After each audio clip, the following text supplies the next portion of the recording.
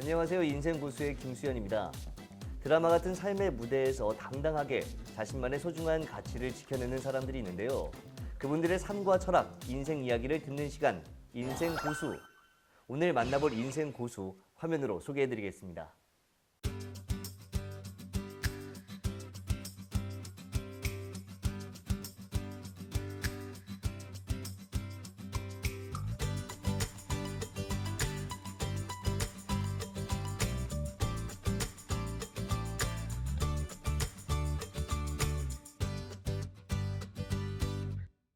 오늘은 향토 목각의 명인 목영봉 선생님과 많은 이야기 나눠보도록 하겠습니다. 선생님 안녕하세요. 안녕하세요. 네. 선생님께서 이 향토 목각의 명인으로 불리고 있는데, 근데 사실상 이 목각을 전공하지 않았다고 들었거든요. 그러면 목각을 하시기 전에는 어떤 일들을 좀 하셨나요? 그림을 서양화를 네. 그리고 서양화를 했고 또 이제 사진도 찍고 네. 이제 그러면서 하여튼 좀 밀도 있게 생활을 했어요. 그러다 보니까 목각을 하게 된 동기는 공간 예술을 하기 위해서. 이제 그림이나 사진은 아무리 좋아봤자 벽에밖에 못 붙이잖아요. 네. 벽이 되는 것밖에 못 붙이는데 이 조각은 공간에다 태울 수 있고 공간 예술을 하고 싶었는데, 그렇다면 이제 외국 조각을 하면 전부 외국 기법의 조각이요. 네. 이순신 장군 동상이나 세종대왕 동상도 기법은 전부 외국 기법이에요. 그래서 우리 걸 찾다 보니까 장승소대라는 것이 그때 와 닿았어요. 네. 아, 이게 우리 거겠구나. 그래서 이걸 갖다 한번 해보자 이렇게 해서 시작은 그렇게 하겠다. 우리 것을 하기 위해서 했습니다. 그렇다면 이 목각을 누군가한테 배우신 건지 아니면 독학을 하신 건지 궁금해요. 예, 그래서 이제 제가 그러면 소대나 장승을 한 사람이 그래도 고수가 있으려니 하고 예. 뭐 저기 영월서부터 네. 저쪽 뭐 칠갑산이라든가 저쪽 지리산 지금 깎는 데는 사람들한테 찾아서 이렇게 다녀보면요. 네. 사실은 제가 서양화를 하고 사우디 왕실화까지 제가 했어요. 인물초상화.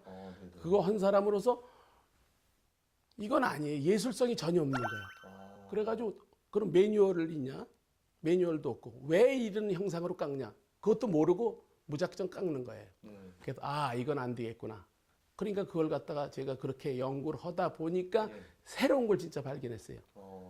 왜 우리의 수호신이 꼭 각설이처럼 바보처럼 이빨 빠지고 도깨비 같이 이런 상이 우리의 수호신이 될 수 있느냐. 그래서 그 형상이 해서 돌복수, 돌로 된 그 장승이라고 지금 현재 민속학자들은 그렇게 지칭하는데, 그걸 찾아보니까 절대 각설이 같은 모습도 없고 문구도 천하대장군, 지하여장군이라는 것도 없어요.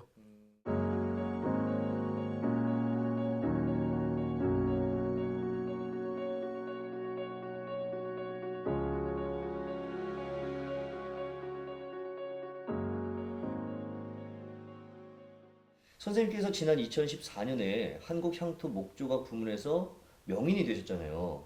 명인이 어떻게 됐는지 좀 궁금해요. 예, 사실은 이제 명인이라는 말이 사실 많이 남발돼 있어요.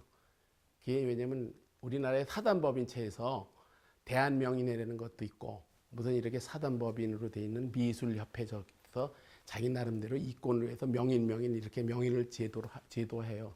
저한테도 그런 명인을 하라고 네. 수없이 제의도 들어왔고, 제가 또 무형문화재를 해보라 그래가지고 그 서류를 넣었더니 그 분야가 없어서 또 안 되고, 우리 것이 아닌 불교 조각이, 물론 한국화는 돼 있겠죠. 우리 것은 돼 있는데 불교 조각이 국한돼 있는데 이 부분이 없어도 안 된다. 그래서 뭐 그냥 후진양성만 하고 책을 이렇게 내고 있는데, 한국예총, 그러니까 한국의 문화예술을 대표하는 단체죠. 그러니까 10개 단체, 한국 사진작가협회, 한국건축가협회, 한국영화인협회, 한국음악협회, 한국미술협회 해가지고 한국 들어가는 10개 단체를 갖다 총괄하는 진짜 목동의 예술인센터 13,000평 그 건물을 가지고 있는 그 거대 예총에서 저한테 거기를 해보면 어떻겠냐고 여러 군데도 해가지고, 저는 뭐 누가 추천한 것도 없지만 제가 자발적으로 해가지고 문화원장 이거 저는 아주 정석을 해가지고 근데 알고 보니까 명인의 추천 한 명만 받아도 되는데 네. 간단한 걸 갖다가 그냥 여기 파주 예총 지회장 예. 문화원장 이런 사람 추천서 받고 네. 제 거 책 같은 거 다 하고 해가지고 서류 접수를 한 거죠. 예. 그런 단체면 그래도 권위가 있잖아요. 그쵸. 한국 예총에서 하는 거라면. 그래서 이제 거기에 도전하게 된 거죠. 그러면 이런 다른 작품들, 만드신 다른 작품들은 어떤 것들이 있는지 좀 설명 좀 해주실 수 있을까요? 대표적인 거는 최근에 예.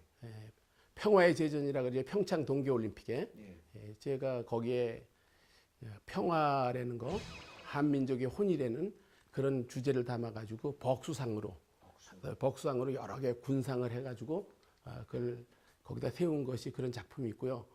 그런가 하면은 제가 이제 안내용으로 한 건 그건 장승이라고 맞습니다. 안내용으로 쓰는 거는. 그렇지만 제사를 지내고 하는 건 벅수기 때문에 제가 그 벅수상을 중심으로 해서 그것도 돌로 된 그 형상에서 발췌해가지고 제가 창작을 한 작품들이 이제 여러 가지 있죠. 그래서 평창 동계올림픽에 그 전시한 것뿐 아니고 명인 초대전을 해가지고 초대전 제가 총감독을 해가지고 거기에 전시도 한 3개월 동안 했었고 요번 최근에는 서울시 시청 시티홀에 거기서 이제 평창 동계올림픽 초대전을 했어요. 작가 초대전인데 2인전을 했는데 제가 거기는 왜냐면 금년이 우연하게도 3.1절 100주년 임시정부 수립 100주년 그런가 하면 100회 전국체전이에요.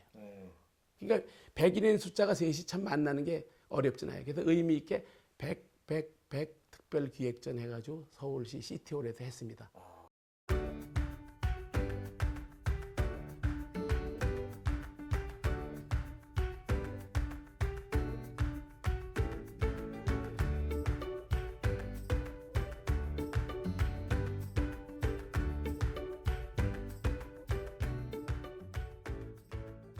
좀 그런 궁금한 게 어떻게 하다가 평창 동계 올림픽에 참여를 하시게 됐는지 그 계기 좀 말씀해 주세요. 예, 그래서 사람은 준비한 자에게 기회가 온다는 것 같은 느낌이 들었어요.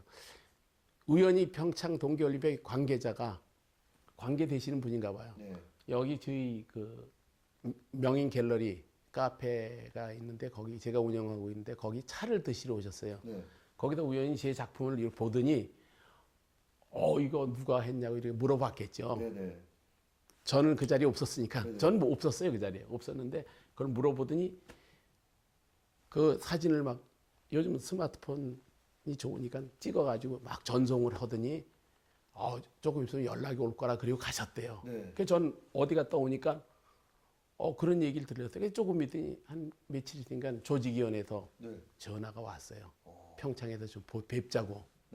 뭐 조형물을 세우는데 그들은 간단하게 이제 천하대장군, 지하여장군밖에 모르니까 간단하게 2개 세우고 그 문화재 전문위원 이런 분들한테 물어봤대. 이 가격이 얼마나 되냐. 그러니까 뭐 이 정도로 세워도 단 2개 세우는데 뭐 돈 1,000만 원이면 뭐 될 것이다. 이렇게 예산을 잡아놓고 저를 불렀던 거예요. 그리고 이거 세우는 건 가서 현장에 가서 또 추운 11월 달에 포크레인으로 파가지고 또 거기다 밑에 이게 쓰러지지 않게 철골로 이렇게 세워서 콘크리트를 치고 그래 이제 레미콘을 갖다 세면을 치고 그러고도 거기다 이제 그걸 가지고 이동을 해가지고 세우는데 조각을 할 때도요 항상 이렇게 뒤집으려면 앞뒤를 다 조각했으니까요. 뒤집으려면 크레인으로 갖다가 뒤집어서 하고 그리고 또 조각을 한다면 또 다시 크레인으로 뒤집어 가지고 이제 색칠 이제 그 보시면 알지만 이제 방부를 해야잖아요. 그 방부는 보통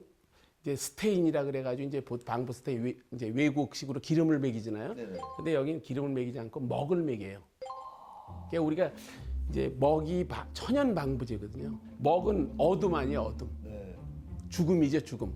북쪽 색깔이 동서남북 중에 검은색이 죽은 색이라 그래요. 그게 우리나라에서도 이제 서울 4대문 중에 이제 보통 시구문이라 그래야죠. 북쪽으로 시체나 내보내지 북문으로는 그렇게 호화롭거나 이런 그런 왕래가 없거든요. 그래서 검정색을 칠해가지고 거기서부터 혼이 들어가는 거예요. 먹을 칠해가지고 그 다음서부터 색깔이 배어 나오게 이제 5가지 색깔. 이제 방위색, 오방색이라 그러죠. 그건 뭐 어느 사상이나 이런 걸 떠나서 우리 한민족의 색깔이니까 그걸로 다 이제 색깔을 하는 거죠. 선생님께서 지금 한 40여 년 동안 목각 작업을 하신 거잖아요. 그러면서 전국을 돌아다니면서 목각도 연구하고 또 돌도 연구하면서 예술성까지 부여를 하시게 된 건데 이렇게 오랜 시간 동안 작업을 하시면서 또 힘든 부분도 좀 있었을 것 같아요. 어떠세요? 예, 힘든 부분은 사실 이게 이렇게 좀 태클들을 걸어요, 이렇게.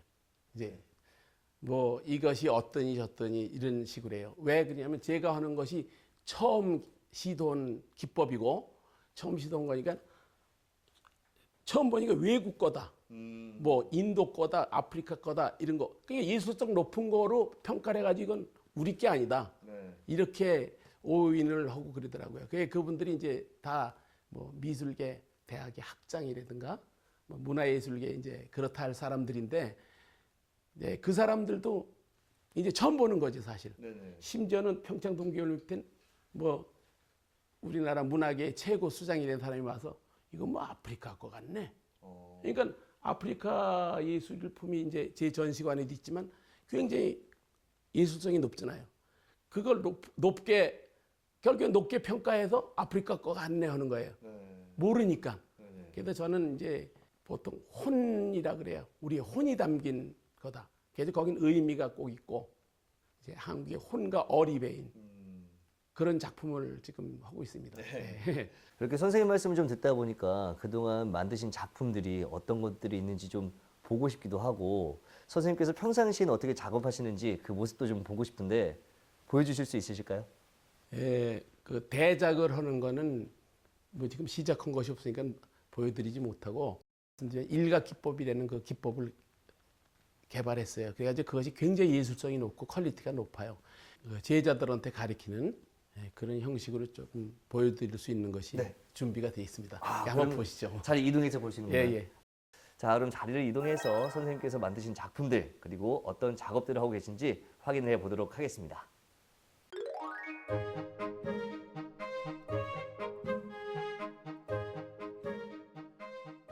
자, 저희가 선생님께서 작업하시는 모습도 보고 제가 또 한번 체험도 해보기 위해서 자리를 좀 이동을 해봤는데 아까 말씀하신 게 일각 기법이라고 하셨잖아요. 일단 일각 기법이 뭔지 좀 설명을 먼저 좀 부탁을 드릴게요. 예를 들어 이 벅수를 깎더라도 네. 이 통나무를 깎더라도 이 끌로 깎는데 한 번에 나간 것처럼 보이게 끌자죽이 그냥 표현돼요. 아, 근데 이거 자세할 땐 항상 이렇게 자세가 이렇게 돼야 돼요. 어깨하고 나란히. 그리고 이 나무망치를 쓰는 이유는 나무망치가 많이 달았죠. 네네. 다르면서 우리 몸에 네. 관절에 충격을 방지해 주는 거예요. 아, 나무망치가요? 그래서 이거는 소모품이야. 아. 언젠가 쓰면 버리는 거야. 많이 이렇게 다르도록 하는 거야. 예를 들어 깎으면 한 번에 나간 것처럼요. 이렇게요.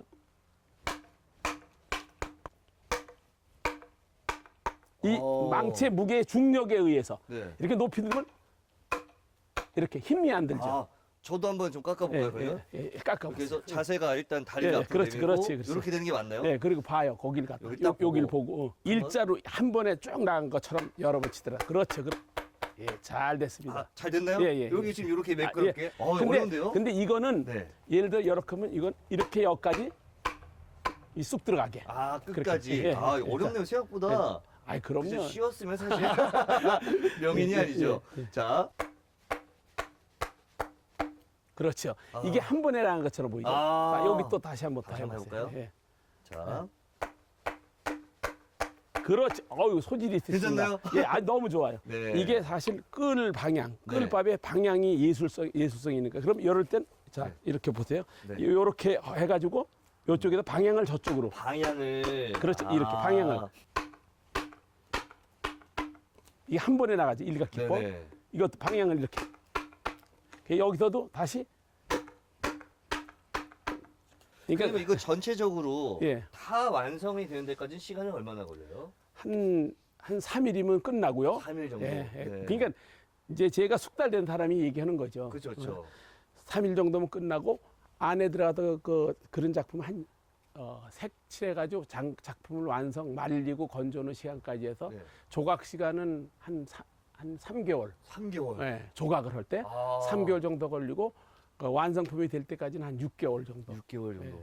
저희가 이제 일각 기법을 배워봤으니까 이게 작품으로 어떻게 만들어졌는지 예. 다른 작품들을 좀 보러 들어가 볼까요? 예, 예. 네, 알겠습니다. 예. 자리 이동해서 예. 작품들을 좀 관람을 해보도록 하겠습니다.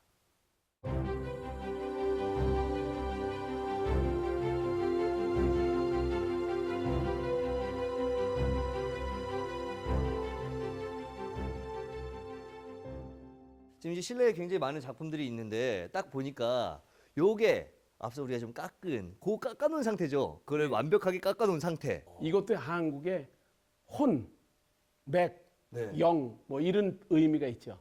태극, 당초 문양, 우리 수호신 벅수, 네.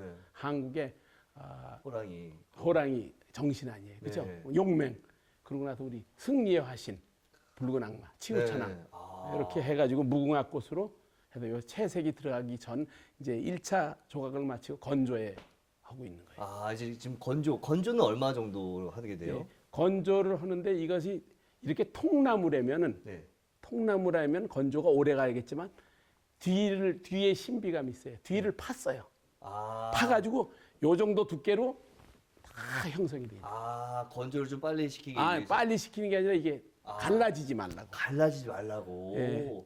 과학적이라고 볼 수도 어. 있죠. 이걸 갖다가 나무가 트지 않게끔 하는 방법도 배워야 되고 네. 또 어떤 나무는 성질이 어떻고 또 특히 밖에 세우는 거는 얼만큼 했으면 썩고 몇 년 가면 안 썩고 뭐 이렇게 하여튼 그 기간 같은 걸 전부 연구한 것이 제 책에 수록이 돼 있죠. 그렇군요. 예. 그럼 이제 요 다음 단계 아까 예. 먹을 먹인다 하셨잖아요. 먹. 예. 먹을 먹이는 건 이제 바로 저 옆에. 아, 저 옆에 있는 게 저거는 이제 방부 역할도 할 겸 네. 해서 순수 먹으로 순수 먹으로. 선수 먹으로 이제 한 3번 정도 먹인 거예요. 먹인다는 건 치라는 건가요?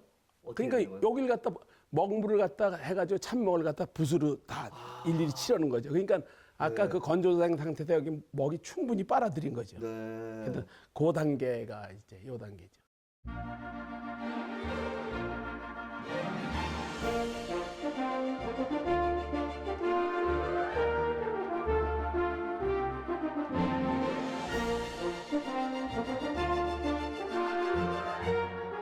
이 채색을 하는데 이게 보통 생먹이라는 거 먹이에요, 이것도. 생먹이라는 거 있는데 예. 사실 그것은 요즘 구하기도 힘들어요. 어. 생먹이 제가 요만한 것들이 몇 개 있는데 그건 아니고 이건 어쩔 수 없이 이제 제가 만든 그 수채 색깔로 쓰는데 아. 예를 들어 이 바탕에 지금 보시면 안 보이냐 이 청색이 보이죠? 네네. 동서 청색이 백색이 색깔이 동서 네. 요게 적색이죠. 네, 붉은색이고. 여긴 검정색이죠. 네. 동서남북. 그래서 이게 동서가 남북이 다 화합을 하려는 뜻으로 한 건데 네. 이 작품이 요번에 서울시에서 하는 CT 아까 백백백 그 특별전이라 그랬죠. 네. 3.1운동 100주년, 임시정부 100주년, 100회 전국체전 거기에 출품했던 작품인데 요거는 3.1운동 100주년 기념작이에요. 아. 3.1운동 하면 만세운동 태극기가 나오죠. 그렇죠. 그다음에 무궁화가 33송이 금방 받았죠. 네. 민족 대표 33인. 그리고 요거는 우리 수호신 벅수. 우리 수호신 벅수로 하여금 남쪽이죠. 색깔이 북쪽이고 이 기운이 북쪽까지 평화롭게 야. 평화로 가려는. 그러니까 이게 어떻게 보면 아까 말씀드린 우리의 혼이 정말. 배어 있는 작품이죠. 정말 혼이 담긴 느낌이 예. 확 와 닿네요, 이게. 이렇게 해서 이제 여기에는 여러 작품인데 평창 동계올림픽에도 전시했던 작품서부터 서울 시티홀에서 네. 그래도 서울시에서 백백백 특별전 서울 전국체전 100회를 기념해가지고 이렇게 전시했던 작품을 이제 이 자리에서 보신 겁니다. 네. 아, 이런 작품을 보게 돼서 굉장히 멋있으면서도 감명스러우면서도 또 영광이라는 생각이 듭니다. 아, 대단합니다.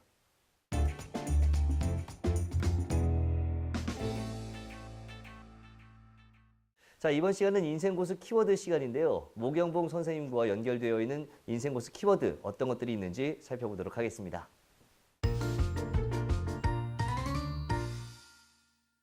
이번 키워드는 태권도인데요. 태권도와 어떤 연관이 있으신지 아무래도 뭐 대한민국에 있는 남성분들 다 태권도를 했으니까 아마 예. 태권도를 좀 하시지 않았나 하는 생각이 드는데 사실은 저는 약간 근성이 있는 것 같아요. 허무는 뿌리를 좀 뽑고 네. 거기서 어느 정도 뭐 최고는 아니라도 어느 레벨까지는 하는 그런 습성이 있는 것 같아요. 네.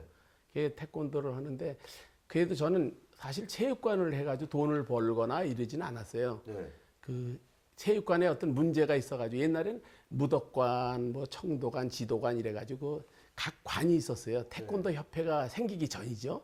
그래 관이 있었는데 그 테헤란로에 국기원을 세우면서 그때 그 전에 벌써 이미 저는 무덕관의 6단이었었어요. 아, 근데 거기서 네. 이제 다시 이제 공인 6단으로다가 이제 그 기본대로 관에서 가지고 있는 단은 이제 국기원에서 인정을 해주는 식으로 네. 하는데 사실 그래가지고 그래서 이제 됐는데 제자도 키우게 된 것도 제자를 키우게 된 것도 제가 그 체육관에 우리 무덕관이라는 데가 네. 붕괴 위기에 있는데 고단자회에서 누가 했으면 좋겠냐. 네. 그래서 저를 갖다 지명해가지고 제가 거기를 갖다 체육관을 운영을 하게 됐는데 네. 그래서 제자들을 수백 명을 배출하게 된 거는 학교. 학교에서 옛날에 국방체육이라 그래가지고 그 태권도를 전부 가르쳤어요. 아, 국방체육이라 네. 그 교련도 있고 할 시절이니까. 그게 국방체육을 해가지고 그 학교에 들어서 가르치다 보니까 뭐 국기원에 데려가서 이제 벨트를 네. 이제 검정띠죠. 네. 그 무렵에 아마 품띠도 나왔어요. 음. 품띠가 그때 최초로 나온 거예요. 네네. 요즘 뭐 색깔이 여러 가지인데 옛날에는 하얀 띠, 청띠, 네. 잣띠라고 이제 붉은 띠, 네. 그다음에 블랙벨트 검은 띠 이것밖에 없었는데 중간에 뭐 노랑띠가 나오고 뭐 자색띠가 나오고 뭐 막 요즘은 그렇더라고요. 네네. 이제 상업적으로 해가지고 그 전엔 태권도 하면 시합 대련이라고 이제 발등으로 쳐서 네. 소리 나는 게 그게 없었어요. 네. 그냥 바로 앞으로 찍든가 그게 진짜 무도였죠. 어, 근데 제가 그 한참 체육관 할 때부터 이제 뭐 시합 대련도 생겨서 선수단도 키워가지고 서울체전, 인천체전도 보내기도 하고 네. 그래가지고 지금 현재 제자 중엔 대학 교수 하시는 분도 있고 교수하는 제자도 있고 그 시범단 지금 운영하는 제자들도 있고 체육관도 몇 군데도 네네. 하는 제자도 있고 그리고 그 제자 중에 저는 길 가다 안녕하세요 하면 네. 선생님 하면 무슨 선생님인지 잘 몰라요. 뭐 제가 이제 그림도 네네. 가르쳤고 뭐 태권도도 가르쳤고 스키스쿠버도 가르쳤으니까 근데 보면 보통 이제 까까머리 때 중학교 때 고등학교 때 배운 제 제자들이 그렇게 곳곳에 있더라고요. 항상 무언가 하실 때 굉장히 열정적으로 네. 하시기 때문에 그렇게 다 잘 되는 게 아닌가 하는 생각이 듭니다. 자, 다음 키워드 살펴보도록 하겠습니다. 앞서 말씀하신 것처럼 서양화를 전공을 하셨고 네. 사진작가도 하셨고 네. 그다음에 지금 목조각을 하고 계신데 스킨스쿠버 같은 것도 하시고 네. 다 하시는 거예요. 예. 야, 스킨스쿠버를 하게 된 동기는 예. 제가 임진강 있잖아요. 예. 근데 여기는 제가 젊었을 때, 한 30대 초반 때 사체 사람들이 빠져 죽으면 꼭 돈을 받고 건지고 막 이래요. 그런 사람이 아주 저 남한강, 북한강, 섬진강, 뭐 한강 뭐 전부 그렇게 했어요. 근데 네. 그게 참 애처로워서 야 이걸 배워서 내가 봉사를 해야겠다. 근데 고향 파주에 고양시에도 한 명 정도 있고 파주엔 저 하나밖에 없었어요. 네. 그걸 배운 사람이. 그래서 그 당시 요즘은 잠수풀이지만 옛날에 갤럭시 풀장이라고 마장동에 네. 갤럭시 풀장이라고 가서 그런 데서 이제 배워가지고 제처럼 사실 그 사체 인양을 해가지고 돈을 받고 하는 걸 갖다 제가 없앤 거나 다름없죠. 사체도 이제 몇백 구를 건졌고 또 그 다음에 거기서 제일 중요한 건 저 임진강 전진교에서 미국 탱크가 빠졌어요. 빠졌는데 아마 707이라는 그 부대, 특수부대에서도 오고 뭐 어디서 온다 그랬는데 그러기 전에 이제 제가 파주 순환구조대장이니까 네. 긴급하게 해가지고 5명이 가서 사체를 찾을 수도 없는 것도 밤에 그 다 수습하고 이 앙카 이제 크레인을 올릴 수 있는 고리까지 다 하고 해가지고 이제 후에 이제 보니까 어떻게 해가지고 미 국무성에서 훈장을 줘가지고 제가 미국 그 뭐야 이런 오지 탐방 같은데 남미 같은데 알래스카 같은데 참 미국에서 비자 내기 힘들 때인데 그 훈장 증명서 복사해서 주니까 미대에다가 그래도 쾅쾅쾅 찍어줘서 이제 간 예도 있는데 어쨌든 뭘 하면은 뭐 어쨌든 최고는 돼야 되지 않겠습니까, 남자가? 그렇죠, 그렇죠. 근데 최고라기보다 내 나름대로 이 정도면 내가 이뤘다 네. 할 정도까지. 근데 결국에 제가 이게 목각을 하게 또 돌아오는데 이거는 내가 저 세상에 갈 때까지 망치 들 수 있을 때까지 할 수 있는 것이 이것이라고 생각해가지고 네. 이렇게 가고 있습니다. 이번 시간을 통해서 선생님에 대한 열정, 그 열정과 또 이 예술에 대한 사랑에 대해서 더 많이 느낄 수 있는 그런 시간이었습니다.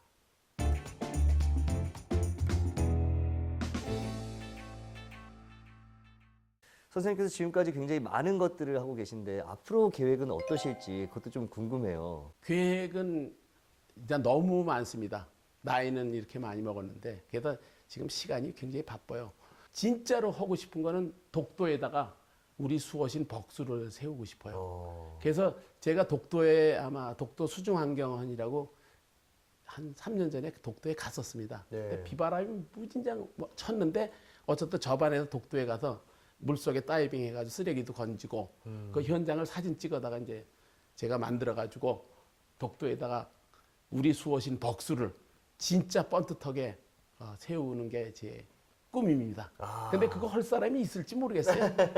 예, 지금 추진을 저는 네. 저는 이제 조각만 하고 하지만 그걸 갖다 추진할 사람이 있었으면 좋겠습니다. 네, 많은 분들이 함께 하시고 우리나라의 이 예술 또 목각에 대해서 많이 알려지고 전 세계에서 우리나라 예술이 대단하다는 걸 느낄 수 있었으면 좋겠습니다. 네, 오늘 나와주셔서 감사합니다. 예, 감사합니다.